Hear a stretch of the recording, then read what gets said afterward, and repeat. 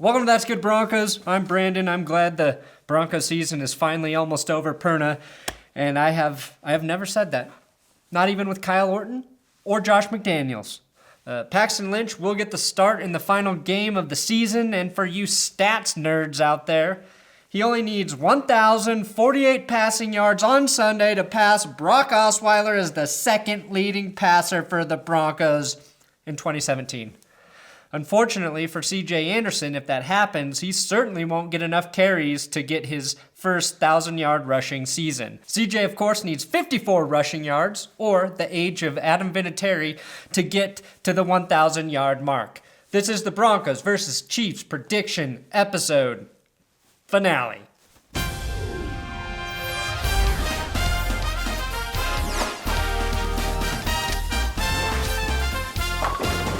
This episode is sponsored by SeatGeek. There is a link in the description. Use my promo code ThatsGood and you're going to get $20 off your first SeatGeek ticket purchase. And yes, you can still get tickets to the Broncos-Chiefs game. And I'm trying to save you $20. If you want NFL playoff tickets, get it through SeatGeek. Use my promo code ThatsGood to save yourself some money. I like SeatGeek because they rank all their ticket prices so you know what kind of screw job deal you are really getting from the person selling the tickets. SeatGeek. In addition to rooting for C.J. Anderson to get his 1,000K with those thick hedgehog legs carrying the rock, you can root for a spoiler, Broncos fans. Right now, the Chiefs only have 9 total turnovers on the season.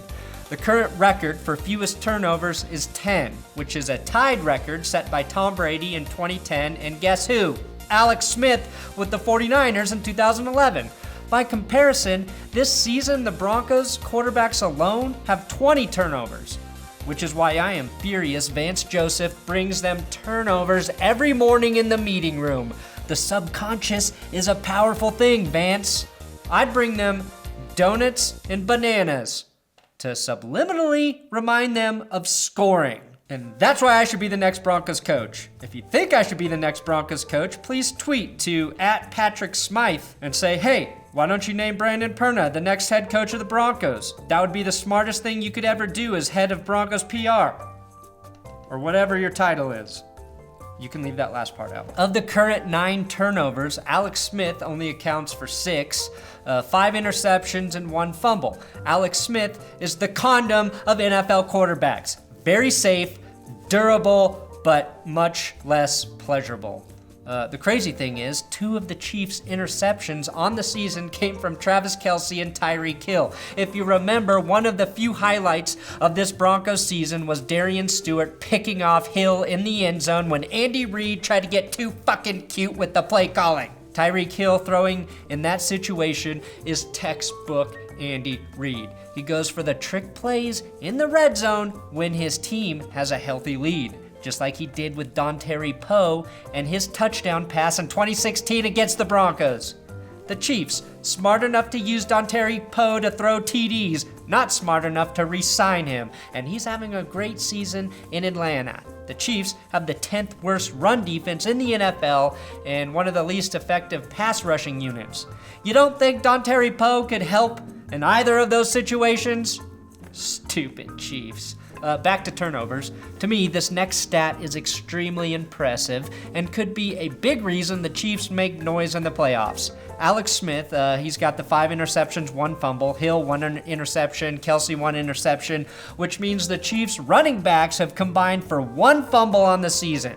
And that happened on Kareem Hunt's first carry of the year, his first NFL career carry. So between his 271 rush attempts and 53 receptions, 1 fumble. That's impressive for Kareem and my cunt. The Chiefs also have running back Kareem Hunt on the roster. So if you're a running back scout for the Chiefs, your focus is finding guys with the most similar names on earth. Kareem and Kareem Hunt. Are they actually the same person? Spoiler alert, the next guy they draft will be Michigan running back Kareem Walker, while trading for Akeem Ayers. At which point owner Clark Hunt will force them to take his last name, just like he did with Kareem and Akeem. I'm Clark Hunt, and I want a classy team full of Hunts. Did you say a classy team full of cunts? No, Hunts, and stop confusing my last name with cunt. It's offensive. And that is the first impression of Clark Hunt ever done on the internet. The big news for this game is the quarterback storylines. Alex Smith and presumably Tyreek Hill, Travis Kelce, and Kareem Hunt will not play on Sunday. That means we get to see Patrick Mahomes, the former Texas Tech star, who is drafted 2 spots ahead of Deshaun Watson. Was that a smart move by Kansas City? Who knows? And we probably won't find out on Sunday. Personally, I think the Broncos defense will force 2 turnovers against a first-time starting quarterback who will have none of the Chiefs' primary offensive weapons, supposedly. The Denver D against a second-string Kansas City offense in a game where Aqib Talib is eager to pad his stats and Chris Harris is pissed he was snubbed for the Pro Bowl. Good luck, Patrick. Hopes they don't break your soul on Sunday.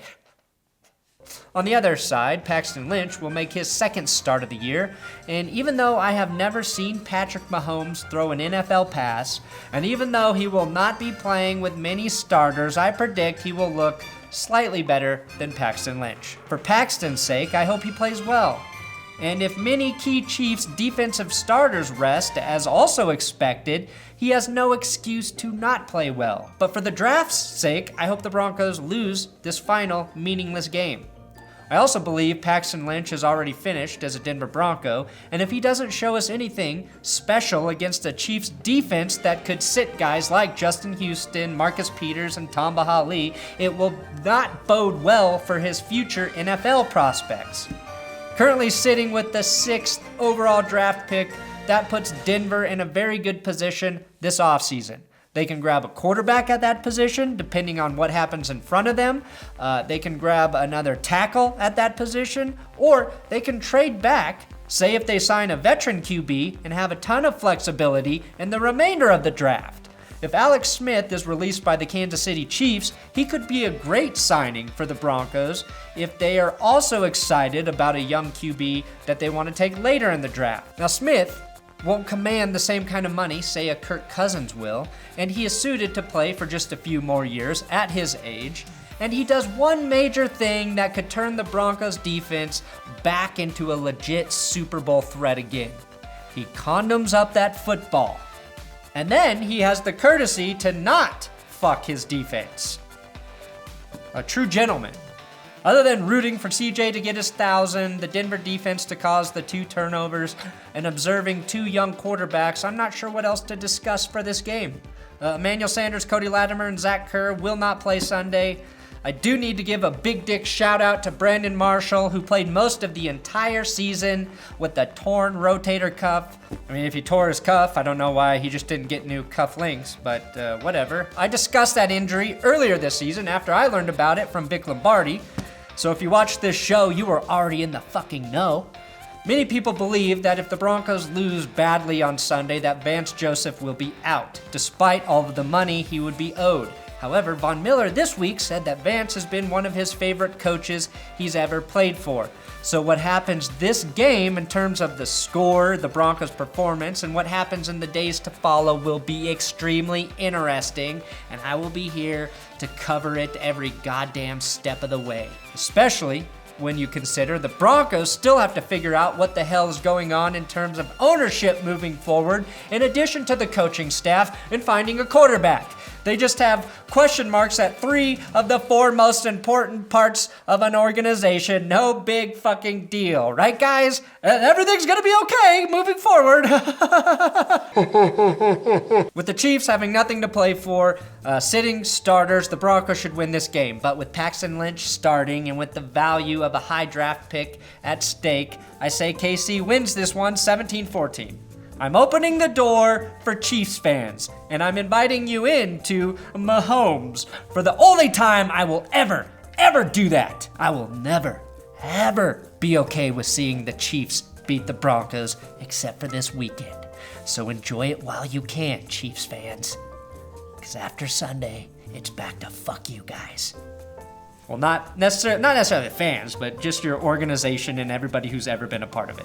Now, before you go, I have some very exciting news to announce. I've worked really hard on this channel. I've worked so hard on That's Good Sports, That's Good Broncos, and I am happy to announce for the very first time ever that no major sports network has signed me.